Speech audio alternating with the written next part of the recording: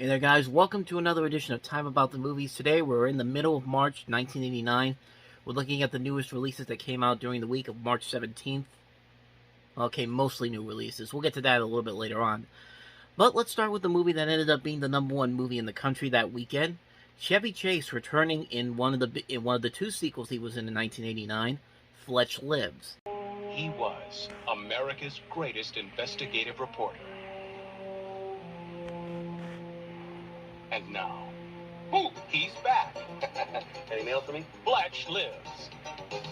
He's a master of disguise. Elmer Fudd Gantry. This house is obviously infested with Reticularis mariacoma. Well, what's that? What's what? And a dedicated professional.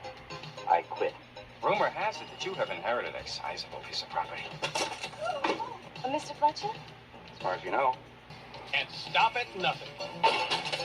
Hold on tight! Chevy Chase. Fletch Lives.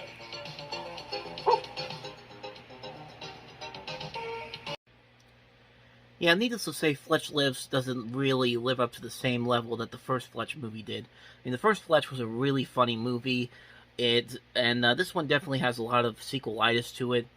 Obviously, the better sequel that Chevy Chase was in, we'll get to a little bit later on in the year, around Christmas time. I don't think I need to say what it is, but that, to me, that's the better movie here. But Fletch Lives isn't terrible. I've seen far worse. I don't think it's one of the worst comedy sequels ever, but it's, like I said, it suffers a lot from sequelitis. It doesn't really have a whole lot there to make it stand out on its own. It's just mostly Chevy Chase doing the same thing he did in the first movie, which can be funny, and there are times in this movie when it is really funny, but it's nowhere near as good as the first movie, unfortunately. It's your typical comedy sequel. It's got some decent moments here and there, but it's definitely less than subpar compared to the original. So, decent film, but nothing too special. It's definitely just go watch the first movie. If you really need to see it, I wouldn't rush out to see this new one. Just see this new one, the second film, I mean. But yeah, just watch the first one again. Speaking of retreads, how about another underwater alien horror ripoff? Here's Leviathan. It was an experiment that tampered with nature's most basic laws. It went terribly wrong. It was buried 5 miles down. Now, a crew of undersea miners is about to stumble upon this terrifying secret. Shack to 7. What's going on out there, Williams? My God, are you picking this up? Look at that. Leviathan. Currently with the Russian fleet in the Baltic Sea. Currently it's rusted junk and we're looking at it. Look away there. Don't touch anything! What are you trying to tell us, Doc? It absorbs the intelligence of its victims.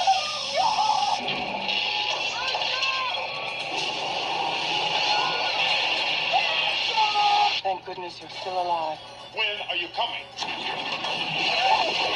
I say we protect ourselves.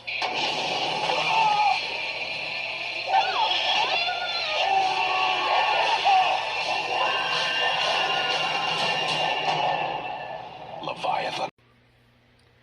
You know, interestingly enough, C.J. Molina, Miguel Ferrer was in Deep Star 6, and RoboCop Peter Weller is in this movie, so they were both in movies about underwater alien creatures, and you could probably say this is probably the better of the two, but neither one of these movies are really all that good. I mean, they're both pretty much the same thing. They're just alien underwater, and this is more like The Thing, too, kind of more. Like, Deep Star 6 was at least kind of like Alien meets Friday the 13th. This one just takes it like Alien and The Thing. And even has the same person who did the special effects for Alien, Stan Winston, doing the creature effects here. And, I mean, it's just not a good movie. Like, even though they got a good cast in here, Peter Weller, Richard Crenna, Daniel Stern, Ernie Hudson, Lisa Albacher, Hector Elizondo, it just didn't work. It just doesn't work as a movie overall, so yeah, now we gotta wait for the real good underwater sci-fi movie to come out, which won't come out until the summer. So let's move on to the next movie. And you know what? If you don't want to see Fletch Lives, you don't want to see Leviathan, you can always go see a Disney classic. Disney Pictures. And here we go! This spring, get ready for fun. Look out below! Get ready for adventure. Wait for me! Get ready for action. as one of Disney's all-time favorites returns to theaters. The Rescuers. Meet Bianca and Bernard. It'd be a great team. Two little heroes about to take on the most wicked woman in the world, Madame Medusa. You will never see that titty again. Oh, Bernard, so exciting. It's Walt Disney's classic, The Rescuers. Yes, The Rescuers came back to theaters this weekend in 1989. I don't know if this was timed well or not, because Rescuers Down Under came out the year after this. Part of me thinks that Disney put The Rescuers out this weekend to see how well a sequel could potentially do. Maybe, maybe not. I don't know if it was still in production by the time this re-release came out, but not a bad theory to have on this one. But yeah, The Rescuers, classic movie. Fun adventure movie. Bob Newhart, Ava Gabor working off each other really well. The animation's great. The songs are pretty good. The adventure aspect is very fun. It's a good, fun Disney movie. Not one of the better Disney animated classics, but still a classic. But still a great movie all around. I really enjoy it. So let's move on to the next movie. And you want to see what the director of West Side Story, the original West Side Story, did for his last theatrical release? From makers of the smash hit La Bamba comes Rooftops. It's a world above the world. Think this is a good rooftop? You got a home, a world of danger, I want to be active by tomorrow. passion, You got something going with this kid? and rage. No, he's gonna cross the mobile. Rooftops. Yeah, this was the last movie Robert Weiss did before he passed away. Theatrical release. He did do one TV movie in 2000, but other than that, this is the last thing we have to remember theatrically from the director of West Side Story, The Haunting, The Sound of Music, The Sand Pebbles, Star Trek, The Motion Picture. Ripping off Breaking. That's pretty much all this is just ripping off Breaking. Next thing you know, you'll tell me that Merchant Ivory tried to rip off Breaking too. I'm a normal person. I'm trying to achieve the middle class. You never get from a relationship what you think you will. Go out for coffee, talk to each other about relationships, and then you jump into bed with each other. There's a lot of women that'd be happy to have me around. In the times of prehistory, there were real gods like me. Today's world, it's a slave system.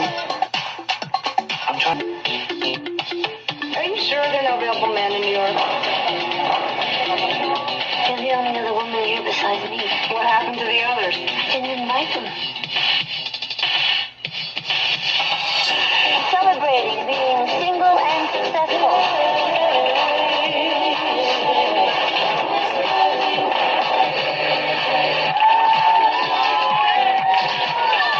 What's that noise? My life. Yeah, Merchant Ivory tried to rip off Breaking as well, but yeah, when you think Merchant Ivory, is this what you really think of? Struggling artist in New York City during the mid-1980s? I don't think so. You got Bernadette Peters, you got Chris Sarandon, you got Mary Beth Hurt, you got all these actors in here, and this really does not feel like a movie I'd expect from Israel Merchant and James Ivory. Like, these are the guys who are behind mostly period pieces and all that, and despite the fact that Bernadette Peters, usually, whenever she's in anything, she's usually pretty good, this was not really all that good. It was, yeah, it's pretty bad. So, yeah, you can avoid Slaves in New York. You can avoid Rooftops as well. And, yeah. I wish I had more on these, but I really don't. And with that said, that's pretty much where we wrap this up with. 3 more movies to look at next week, including Dead Bang, Shelley Long, and True Beverly Hills, 976 Evil. So, yeah, thank you guys for watching. If you like what you see, hit the playlist on the next page or check out the previous episode. And I'll see you guys for the next one. So until then, take care.